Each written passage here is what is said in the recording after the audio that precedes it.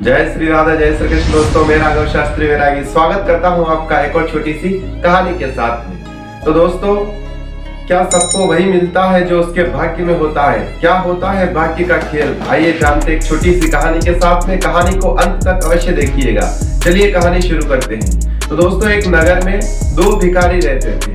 दोनों में से एक का नाम था चंदू और दूसरे का नाम था नंदू।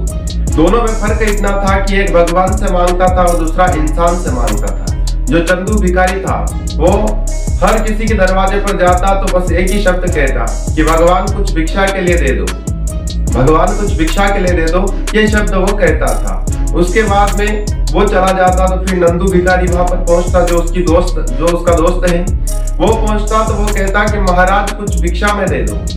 इस तरह बस फर्क दोनों में यही था कि मांगने का तरीका अलग था। एक भगवान से मांगता, एक इंसानों से मांगता था। धीरे धीरे इस तरह रोज चलने लगा।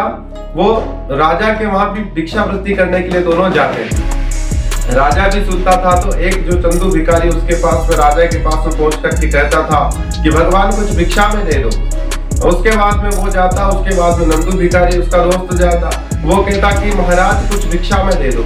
तो राजा को भी बड़ी मन में खटक होने लगी कि इन दोनों में से सच्ची बात कौन बोलता है। यानी एक भगवान से मांगता है, एक इंसानों से मांगता है, दोनों में सच्चा कौन है? या नंदू भिखारी जो मुझसे मांगता है, या फिर चंदू भिखारी जो भगवान से मांगता है? इस तरह से राजा ने सोचा और राजा ने मन में विचार किया कि इन दोनों की परीक्षा लेनी चाहिए, कुछ ना कुछ करना चाहिए। तो राजा ने एक दिन एक पपीता मंगवाई। उस पपीते को थोड़ा सा टुकड़ा काट करके उसके अंदर बहुत सारे सोने के सिक्के से भर दी और उस पपीते को भर करके उसको फिर उस ऊपर से जोड़ दिया और पहले जैसा बना दिया राजा ने। इस तरह कंप्लीट करवा दिया। उसके बाद में राजा के वहां पर चंदू भिखारी पहुंचा। उसने कहा कि भगवान कुछ भिक्षा में दो। राजा ने कुछ सिक्के उसको दे दिए दान में और उसको रवाना कर दिया।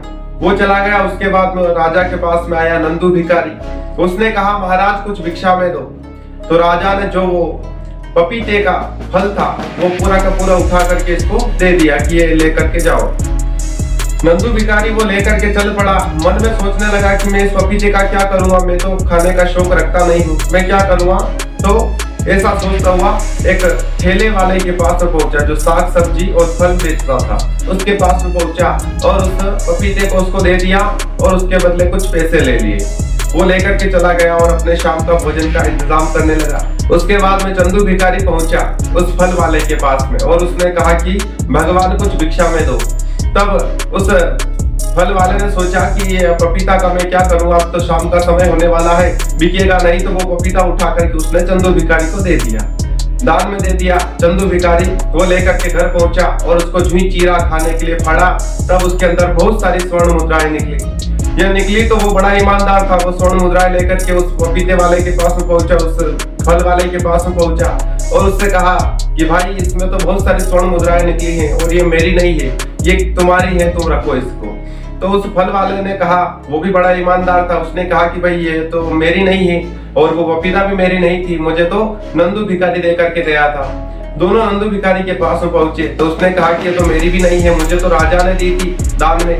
तीनों राजा के पास में पहुंचे और सारी कथा बताई कि इस तरह से इसमें स्वर्ण मुद्राएं निकली और ये चंदू भिखारी के पास में पहुंच गई थी।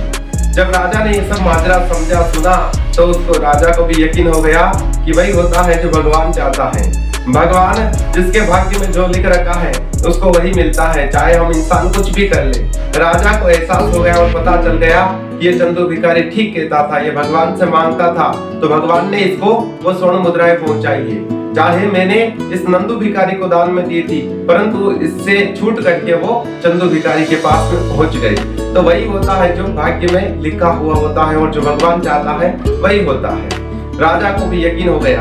छोटी सी कहानी है दोस्तों, परंतु हमें भी यही शिक्षा देती है कि हमें ज्यादा घबराना नहीं चाहिए। किसी कार्य को लेकर, किसी बिजनेस को लेकर, किसी व्यापार को लेकर अगर किसी प्रकार की कुछ खोट हो जाती है, कुछ अवघटनाएं हो जाती है या किसी प्रकार के कुछ हो जाता है तो हमें ज्यादा चिंता नहीं करनी चाहिए, ज्यादा नहीं सोचना चाहिए, क्योंकि वही होता है जो भाग्य में लिखा हुआ होता है और जो भगवान चाहता है वही होता है। इसलिए ज्यादा चिंताएं नहीं करनी चाहिए और सुखपूर्वक अपना जीवन व्याप्त करना चाहिए और भगवान के आश्रित रहना चाहिए। मिलते हैं ऐसी अगली कहानी के साथ, तब तक के लिए जय श्री राधे, जय श्री कृष्ण।